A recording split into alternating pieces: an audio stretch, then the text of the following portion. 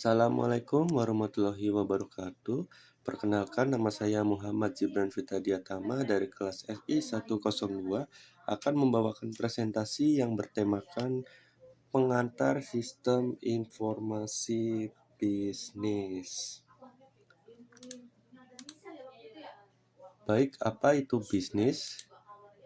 Secara terminologis, bisnis merupakan sebuah kegiatan atau usaha.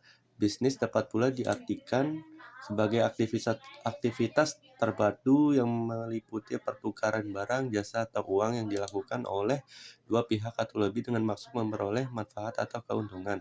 Organisasi bisnis lebih bertujuan untuk mendapatkan keuntungan. Di dalam bisnis ada yang namanya lingkungan bisnis yang terdiri dari lingkungan internal dan lingkungan eksternal. Lingkungan internal memerlukan sumber daya manusia dan fisik yang mempengaruhi kinerja bisnis secara langsung. Lingkungan ini terdiri atas karyawan, manajemen, pemegang saham, modal, dan peralatan fisik dan informasi. Baik, selanjutnya ada manajemen bisnis. Dalam bisnis ada yang namanya manajemen bisnis. Menurut Ricky W. Griffith, manajemen bisnis adalah sebuah proses yang meliputi perencanaan, perorganisasian, pengkoordinasian, dan pengendalian sumber daya untuk pencapaian target tujuan bisnis secara efektif dan efisien. Sedangkan menurut Henry Fayol, manajemen bisnis merupakan suatu disiplin ilmu yang di dalamnya ada fungsi dan gagasan utama seperti merencanakan, memerintah, mengorganisir, mengontrol, dan mengkoordinir. Dalam manajemen bisnis ada fungsi-fungsi yang menunjang bisnis, diantaranya adalah planning, organizing, staffing, directing, dan controlling. Baik, apa itu planning? Planning atau perencanaan merupakan hal terpenting saat memiliki sebuah manajemen dalam bisnis, di mana planning ini diperlukan untuk mendapatkan hasil terbaik. Tentunya membutuhkan perencanaan yang matang dalam mengelola manajemen suatu bisnis. Merencanakan dan mengevaluasi setiap hal yang sudah dilakukan maupun yang akan ditindaklanjuti dalam bisnis. Rencana yang matang adalah rencana yang sudah ditentukan secara panjang maupun secara keseluruhan tujuan perusahaan. Dalam memenuhi tujuan tersebut, saat planning diterapkan, dibutuhkan seseorang yang mengatur rencana tersebut untuk mencari alternatif mencapai suatu tujuan berjangka pendek maupun berjangka panjang. Selanjutnya ada organizing. Organizing sangat penting dalam bisnis untuk membagi kegiatan sesuai porsinya masing-masing. Tujuan ini mempermudah manajer melakukan pengawasan lebih efektif dan optimal untuk menentukan mana sumber daya yang diperlukan dalam setiap kegiatan agar lebih efisien. Dengan melakukan perorganisasian, tentu akan lebih mudah dalam menentukan tugas yang akan dikerjakan, siapa yang mengerjakan, dan bagaimana cara mengerjakannya. Organizing juga memiliki tujuan untuk mencapai tujuan bisnis melalui proses yang lebih terstruktur. Selanjutnya ada staffing. Staffing atau penempatan berfokus terhadap sumber daya secara umum. Sumber daya yang dimaksudkan merupakan perlengkapan, peralatan, dan inventaris dalam sebuah organisasi. Artinya jika organizing tadi berfokus sebagai sumber daya manusia, maka staffing ini sebaliknya, yaitu berfokus terhadap sumber daya manusia. Directing. Tujuan dilakukannya directing adalah memberikan stimulus agar perintah atau tugas dari pusat atasan dapat dilaksanakan oleh individu-individu yang memiliki tanggung jawab terkait bawahan. Dalam pelaksanaan fungsi directing, seorang pemimpin dituntut untuk dapat berkomunikasi, memberikan petunjuk, berinisiatif, serta dapat memberikan stimulus kepada karyawannya. Yang terakhir ada controlling. Dari semua fungsi manajemen dalam sebuah bisnis, di atas diperlukan adanya controlling. Hal ini ditujukan agar dapat mengevaluasi menyeluruh terhadap kinerja dari sumber daya sebuah perusahaan. Seorang manajer yang aktif dalam melakukan controlling terhadap segala sumber daya yang sudah diorganisasi dalam sebuah perusahaan dan memastikan apa yang sudah dilakukan sesuai dengan yang telah direncanakan. Peranan teknologi sistem informasi dalam bisnis. Dalam bisnis memerlukan peranan dari teknologi informasi.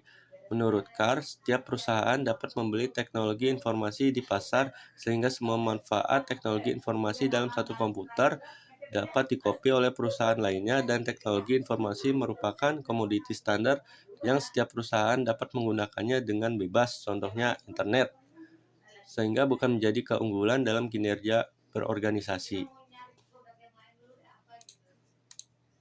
Konsep sistem informasi bisnis. Di dalam bisnis ada konsep sistem dan sistem informasi bisnis yang memiliki definisi sekumpulan elemen yang saling berkaitan dan saling mempengaruhi dalam kegiatan untuk mencapai tujuan. Kemudian ada yang namanya subsistem, adalah sistem di dalam suatu sistem, di mana sistem berada lebih daripada satu tingkat, dan supersistem adalah suatu sistem yang merupakan bagian dari suatu sistem yang lebih besar. Dalam sistem informasi bisnis, ada 5 sumber daya yang menjadi pendukung terhadap keberhasilan suatu informasi bisnis. Di antaranya adalah SDM, sumber daya hardware, software, data, dan sumber daya jaringan. Sumber daya manusia. Sumber daya manusia atau SDM adalah sumber daya yang terdiri dari user dan pakar. Dalam hal ini, user adalah sumber daya manusia yang berada di posisi sebagai pemakai dari sistem informasi seperti pelanggan, manajer, dan operator. Sumber daya hardware.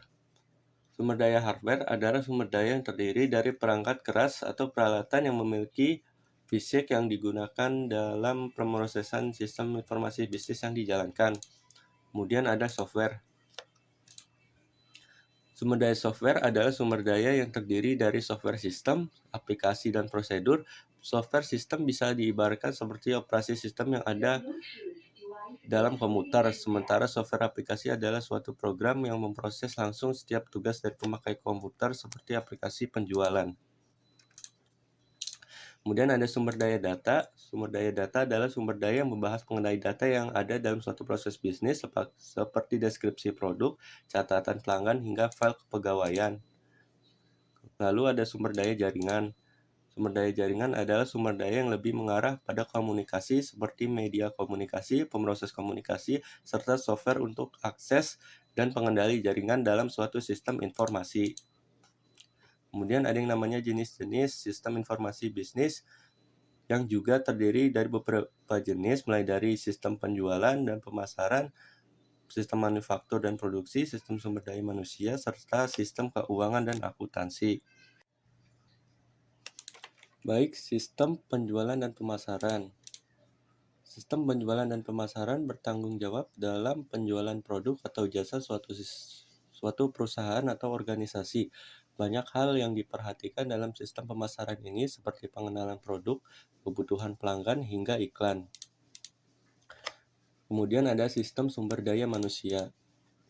Sistem sumber daya manusia disebut juga sebagai Human Resources Information System yang bertanggung jawab dalam hal membangun, mengembangkan, serta mempertahankan tenaga kerja perusahaan. Kemudian ada sistem manufaktur dan produksi. Sistem manufaktur dan produksi bertanggung jawab mengatur kegiatan produksi barang atau jasa agar sesuai dengan yang diinginkan. Sistem ini berhubungan erat dengan aspek-aspek seperti ketersediaan bahan produksi, sasaran produksi, pengadaan, serta penyimpanan. Lalu ada sistem keuangan. Di dalam sistem keuangan dan akuntansi bertanggung jawab dalam pengelolaan keuangan perusahaan yang meliputi uang tunai, obligasi, saham, dan bentuk investasi lainnya. Contoh penerapan sistem ini adalah pengelolaan catatan keuangan, penerimaan dan pembayaran, hingga penggajian. Lalu kesimpulannya, dalam informasi bisnis melibatkan beberapa struktur manajemen untuk mengatur jalannya bisnis agar bisa sesuai dengan arahnya. Pihak manajemen perlu menggunakan fungsi-fungsi manajemen bisnis seperti planning, organizing, staffing, directing, dan controlling. Dengan terlaksananya keempat fungsi ini, sasaran atau tujuan bisnis diharapkan dapat dicapai secara efektif dan efisien sehingga bisnis memiliki potensi keuntungan. Baik, sekian presentasi yang bisa saya berikan pada kesempatan kali ini. Jika ada kesalahan kata, mohon dimaafkan. Assalamualaikum warahmatullahi wabarakatuh.